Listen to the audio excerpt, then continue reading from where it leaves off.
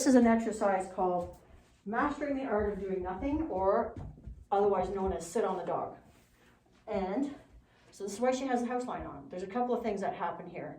The house line doesn't always have to be dragged. It can be tied around your waist. But when you're sitting on the chair, in your easy chairs at night, she's going to be part of that. Yep. And you can, for puppies, I make some concession. She might have a little bed there, but she doesn't, and a toy like a chew bone. And you sit on this, you bring it in here so she has just enough slack to lay down, and you can see right away what she's gonna do. But you gotta keep your eye on her without, there we go, without nagging at her. So I look up, and she looks at me, I look away. Good. So see, she can't move.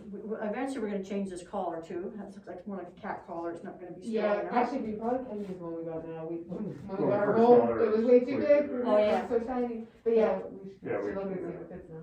There, so you see what she's doing. So what would you do if you were me? What would you really want to do right now? Yeah. What else? Pat her. Another thing. Yeah. So now she's protesting because see, remember I said space is the #1 resource that leaders control. Yeah. So what am I doing? Controlling her space, and she's telling me, no, it doesn't work that way. I control my own space. So this is the beginning of setting boundaries for her. Okay.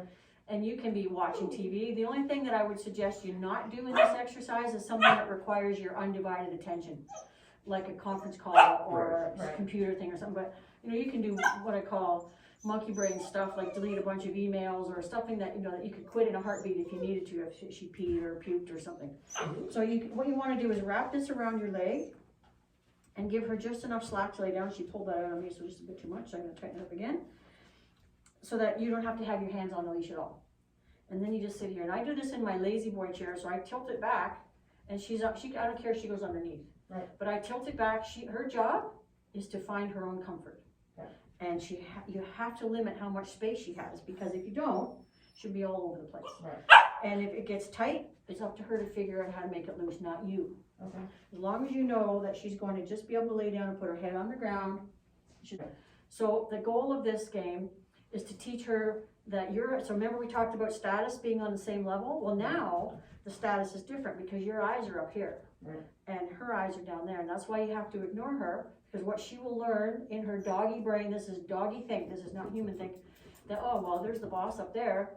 I know she's looking out, and no one comes in here. Your son doesn't come in to pet her, the other dog doesn't come in here, no one comes into this space. You've got like a radius around you of a 3-foot diameter, and you just sit here. She knows you're looking out for her, and her job is to just find her own comfort. And it's going to be hard for her, but the longer you wait to do this, the harder it will be. You already got her understanding the crate, which is perfect.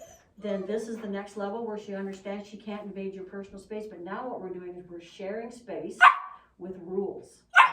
And she's not having it. And then you start this for 5 minutes like we've done. I'm going to end it now, and then you guys are just going to try it. And how you end it is very unceremoniously. You just get up and walk away. Like so. And it's over.